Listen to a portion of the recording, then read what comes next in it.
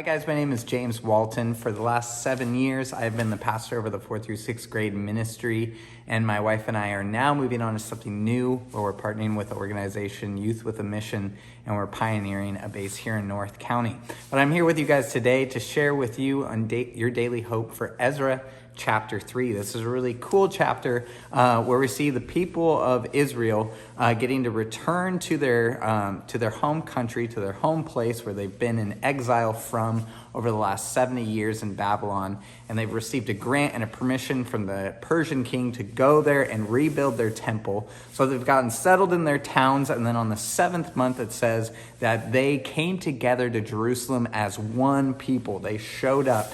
And here they showed up to the temple of God that they had, but it's in ruins. And so they clear out the ruins. And the first thing that they do is, before even starting to build the temple, they build an altar and they begin to sacrifice to God. Now this is huge because it's in what the law of Moses says to do, but it's also just a way where they haven't had that place to sacrifice unto God. And what they want to do is, coming back to this place, is they want to get right with God. They want to be forgiven. They want to receive that sacrifice, that atonement. And so they come in worshiping, honoring God, and seeking forgiveness. And so it's a really cool thing. There's this thing that we do in YWAM. It's called the Steps of Intercession. And it's by this lady named Joy Dawson. But it's a way of just like steps, things we follow. It leads us into a time of prayer. The first one is to, honor God for who he is. But the second one is really cool. It talks about making your heart clean before God. And we do that by just confessing our sin. We do that by just acknowledging our brokenness and acknowledging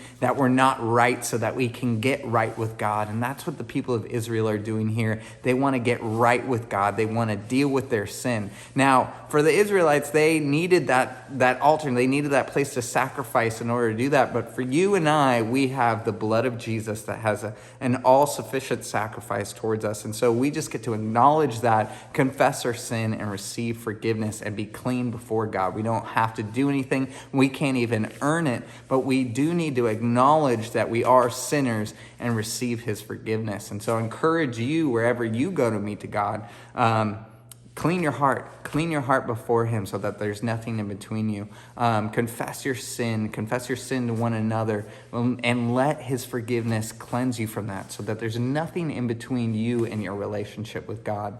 As it goes in to say, they continue to build on this foundation. They lay the foundation, and a cool part comes in the story where they get the foundation laid and everybody begins to celebrate.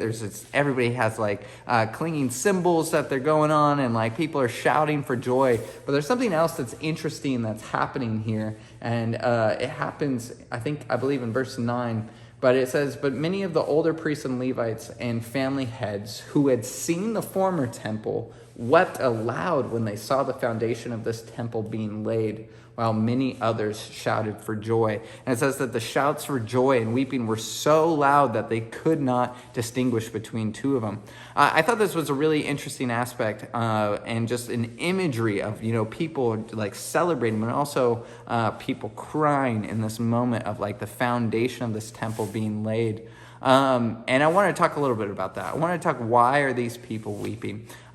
There's two reasons that kind of come across my mind. The first one is, I think it's that humility that comes with age and just wisdom of experience, the faithful of God. It says that they were worshiping God, saying he is good and his love toward Israel endures forever. I think with the older generation, there is actually an experience that wow, his faithfulness does endure forever. Whereas the young people who are probably celebrating and rejoicing, they're like, his love endures forever, but they're 20 to 30-year-olds like me, and they really haven't seen how truly faithful and good God is and how his love does endure forever. There's a word in Spanish for the English word to know. There's actually two different words for it.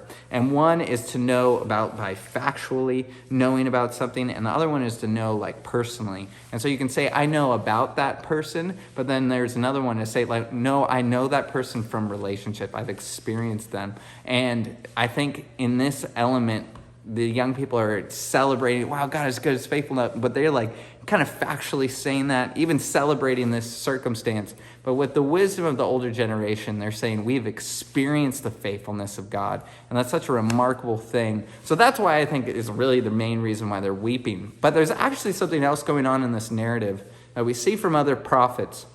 And it has to do with that statement saying that they had seen the temple before. So they've seen the temple before and were taken into exile for 70 years. And so they knew what the temple used to look like. And this is the temple that was built in Solomon's glory with gold. And, it was made to look great. And now this is like rising from the ashes. And so there's actually a verse in Zechariah that talks about kind of the same scene. And he says to the people, he says in verse 6 of chapter 4 of Zechariah, he says, not by might nor by power, but by my spirit. And then it continues to say that the hands of Zerubbabel have laid the foundation of this temple. His hands shall also finish it. Then you will know that the Lord of hosts has sent me to you.